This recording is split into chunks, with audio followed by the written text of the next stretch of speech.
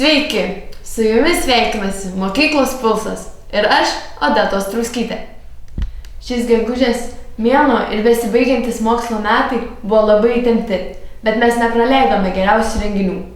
Mėnuo prasidėjo nuo jaunimo centro Ivido atidarymo. Jį inicijavo mūsų mokiniai, bendruomenė ir verslininkai.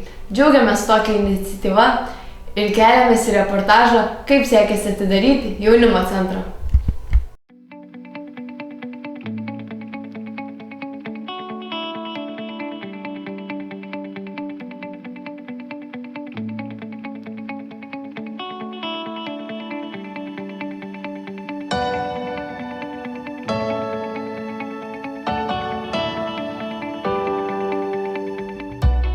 Mes sveikinamės tiesiai iš mokyklos aktų salės, kur mūsų abiturientė Raminta Kuprelytė pristato savo kūrybos knygą.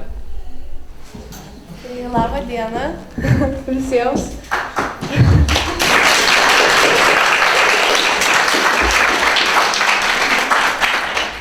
Labai noriu padėkoti Jums, kad susirinkot čia šią popietę, paklausyti, ką aš galiu papasakoti apie savo virsmą ir tai, kokiu aš apskritai virsmų gyvenime patyriau, kuriant šią knygą ir ne tik, ir kaip aš pradėjau kurt, ir kokias kūrybos formas man leido atsiskleisti ir išpasakoti savo jausmus. Tai aš kažkaip taip gavęs, kad paskutiniaisiais metais aš nusprendžiau savo iškelti labai daug naujų tikslų ir taip pat sugrįžti prie senų svajonių įgyvendinimo. Tai viena iš tų svajonių ir buvo sukurti savo knygą. O pradėjau aš rašyti jau gana senai, nuo 14-13 metų, bet kažkaip visada buvau tokia užsisklendus ir nelabai kam rodžiau aš tų eilėraščių, tekstų. Aš nesu ta, kuri kažkur padebesiais ar ant žemės klajoja, aš esu ta, kuri kažkur medžių viršūnėmis nuolat kvartodama bėga ir seka baltą varną nuolat rodančią kelią. Ir žinokit, galiu pasakyti, kad aš tą baltą varną seku labai sėkmingai jau metų metus. Aš noriu tau padėkoti už tą atvirumą, už drąsą, nes reikėjo drąsos tai padaryti. Galų gale reikėjo drąsos šiandien, kad pristatytai, ką tu padarai. Ir, žinai, aš galvoju, niekas gyvenime neateina šiaip. Ir jūsų gyvenime niekas nebūna šiaip. Kiekviena patirtis jinai turi labai svarbų dalyką.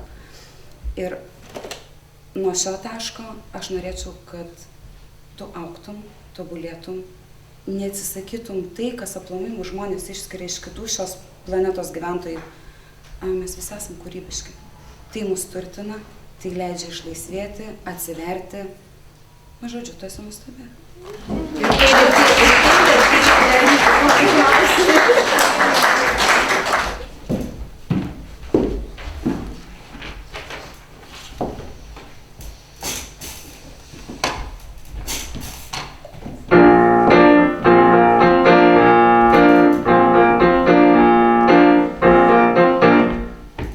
When the night has come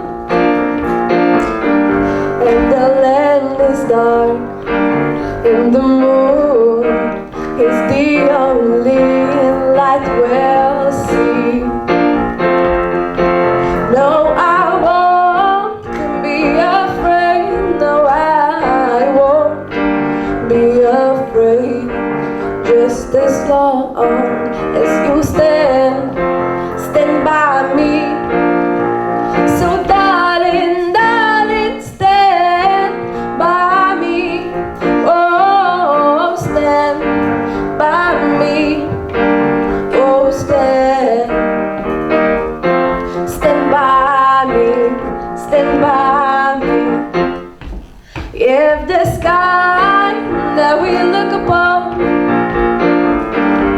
should tumble and fall, the mountains should crumble to the sea,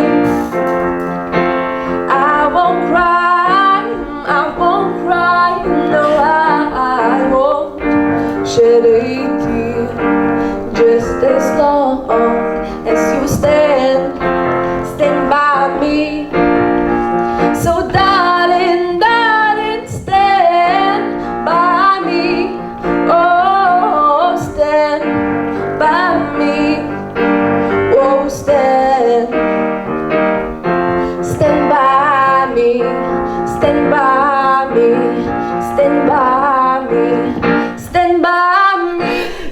Labas, Raminta.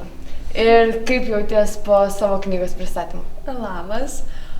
Nežinau, labai visa tokia susijaudinus ir, nežinau, jau paskui žandai nušypsojamasi, nes labai daug gerų emocijų atnešė ir toks, nežinau, jautra ir labai jauku buvo. Tai. Ką tau reiškia kūryba ir visas šios knygos pristatymas?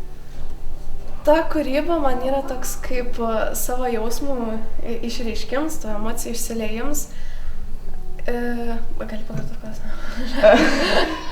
Ką tau šiaip reiškia kūryba ir šios knygos pristatymas? Tai aš parnau pradėsiu. Gerai.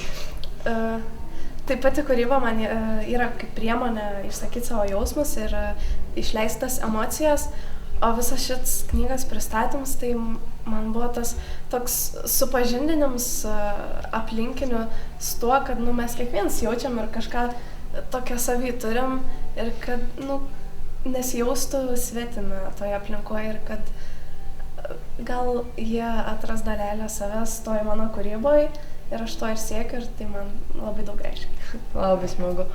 O sakai, kad knyga virsmas buvo tavo tokia svajonė, o ar galim tikėtis virsmo antros dalies? Nenoriu prisižadėti, bet mintyse turiu tokią idėją. Tai labai gerai.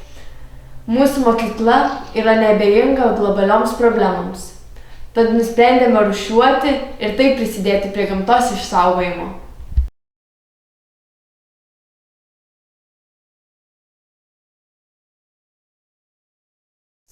6 A klasės mokiniai surengė labdaringą mugę, kurios metu buvo renkamos lėšos, kad biblioteka įsigytų akvariumą.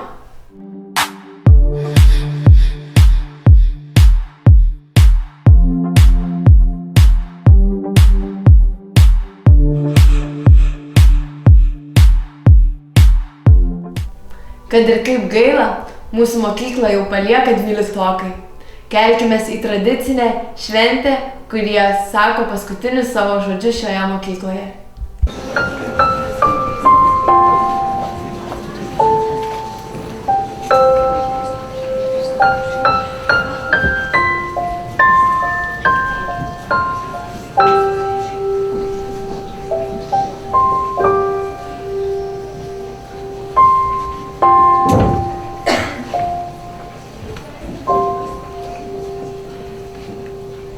Aš visada atsisveikinu pirma, tarsi ryto vėjas.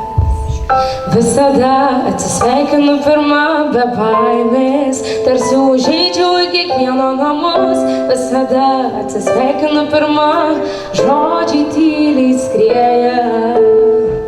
Visada, visada be baimės. Aš visada atsisveikinu pirma, tarsi ryto vėjas. Visada atsisveikinu pirma, be baimės, tarsi užeidžiau kiekvieno namus. Visada atsisveikinu pirma, žodžiai tyliai skrieja. Visada, visada be baimės. Ir kas tu toks, atpažįsti ašaros kelią? Kodėl šįryt ne žodžius širdį man kelia? Ir kas tavy atsitiks, jei draugo neliks?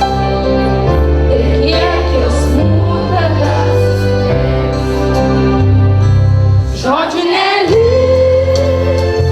Jausmai širdiniais atspindais lieka nuogies į tavo širdies. Žodžių neliks. Jausmai širdžiais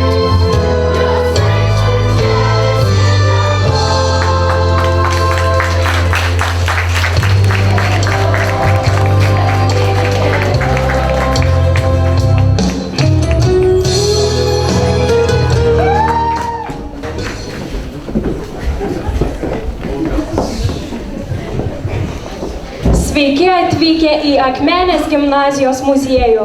Šiandien aš, Kamilė ir mano draugė Rugilė būsime jūsų gidės. Sveiki visi muziejaus lankytojai, svečiai mokytojai, tėveliai ir žinoma 12-okai. Trumpai apie mūsų muziejų.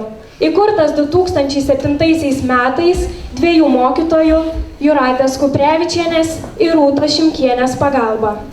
Vėliau muziejaus vadovėmis tapo Lina Briškienė ir Judita Puzonienė. Bėgant metams 12-okai lankėsi skirtingose muziejaus ekspozicijose, pradedant nuo 1 klasės ir baigiant čia, kur esate šiandien, parodų salėje, kuri švenčia 12 metų sukaktį. Kasdien muziejų arba jo internetinę svetainę Tamo lankė ir dar vieni svarbus svečiai – 12-okų tėveliai. Atrodo, kad dar visai neseniai mažieji žengė pirmąjį žingsnį, o šiandien su jūsų pagalba jie žengs ir dar vieną, tačiau palikdami mokyklą užnugaryje. Kviečiame 12-okų tėvelius pasidalinti mintimis. Ar dažnai lankėsi Tamo dienyno puslapiuose? Ir kągi jie ten rasdavo?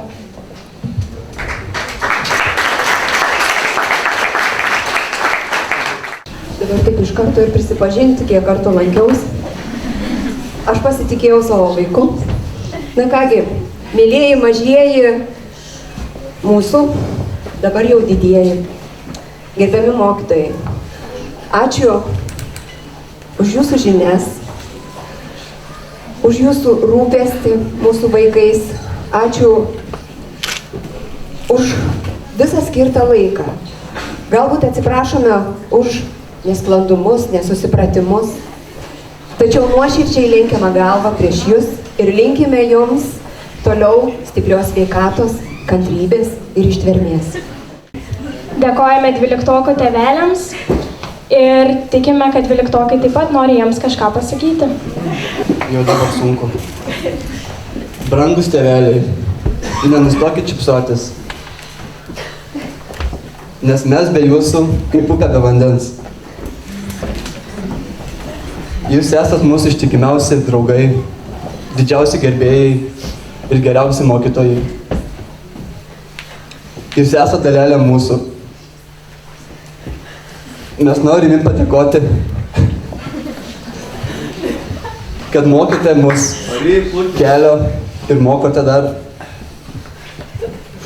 kad palaikėte, kad suteikėte šaunią vaikystę. Ačiū jums.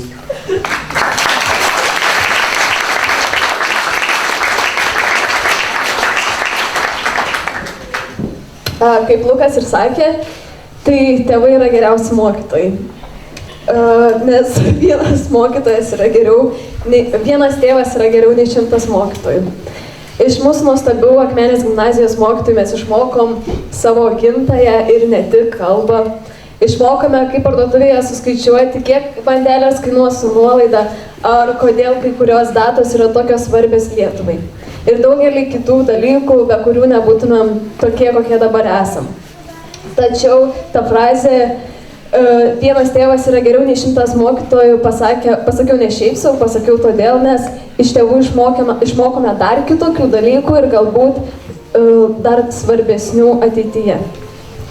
Tai pirmiausia, jie mus išmokė pamilti ir po to mylėti. Pasižiūrėsiu, kad ir nepamiršiu. Jie mus mokė, kaip naudotis įrankiais ir po to valgyti. Jie mus mokė, kaip reikia suprasti ir po to atleisti. Jie mus mokė, kaip nebepykti ir po to atsiprašyti. Jie mus mokė, kaip šypsotis ir po to būtinai priversti šypsotis kitą. Jie mus mokė, kaip nepasiduoti ir po to vėl atsitiesti. Taip pat mokė, kaip pagalvoti ir tik po to kalbėti. Taip pat mokė, kad pataupyti geriau pinigus ir tik po to nusipirkti kažką vertingo. Jie mokė to, kad visko išmokti neįmanoma, nes ir jie dar visko nemoka. Jie mokė to, kad gyvenimas yra mūsų svarbiausia ir pagrindinė mokykla, į kurią tėvai mūsų jau nebelydės.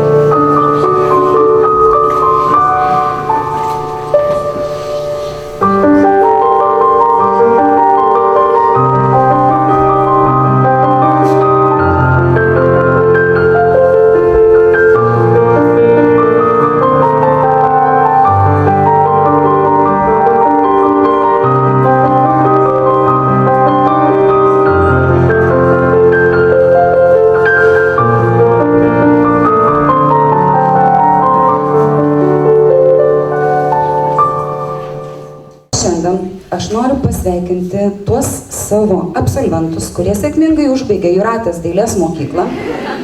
Universitetas viso šito. Ačiū.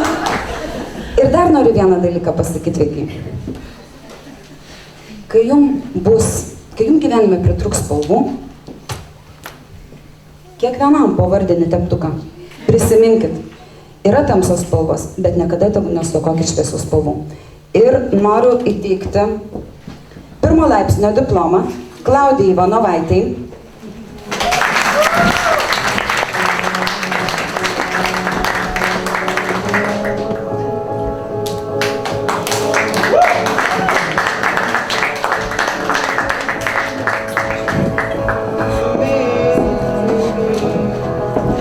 Livetai Bartkutei.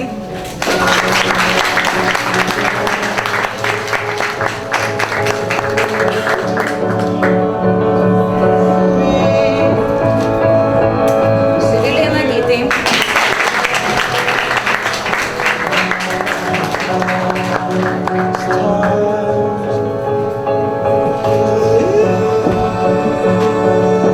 Ramintai Kuprelytei.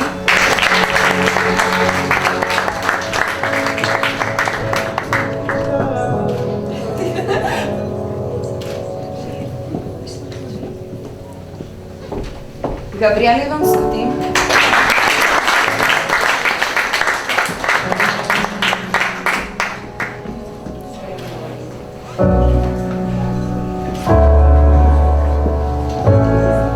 Vaidai.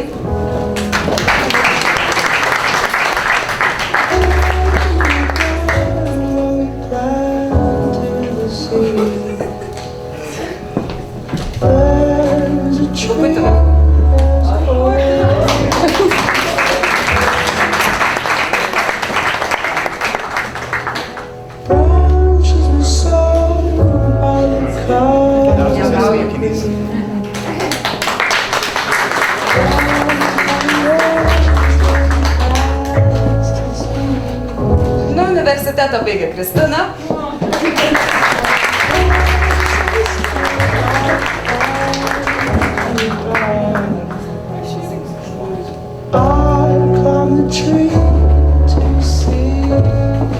Ir Kornelija.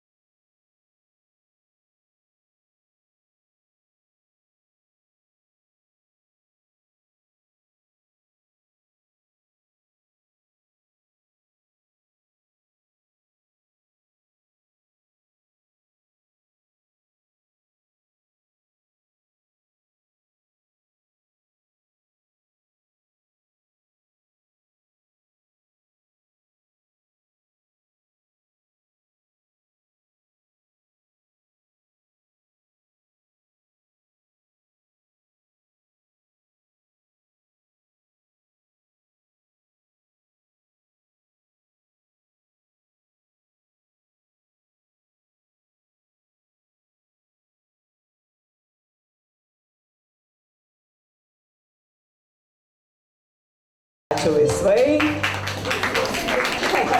Nors nėra mano darbė tokio žodžio nelaisvai. Baigiam, sakau, baigiam, ačiū, baigiam. O dabar turbūt turėtų sekti labai ilga istorija, kuri prasidėjo prieš 11 metų, kai rinkosi nauja mažiukų grupė, atėjo beveik 30 vaikų ir iš šitos laidos atėjo 4 mergaitės. Labai skirtingos ir ūgiu, ir dydžiu. Ir esu tokia, kalbinau kitas mergaitės, sakau, kodėl, tokių gražių mergaičių daug, bet tik tai tos 4. Bet užtat kokios. Ir štai jos stovi visos 4, po tų 11 metų.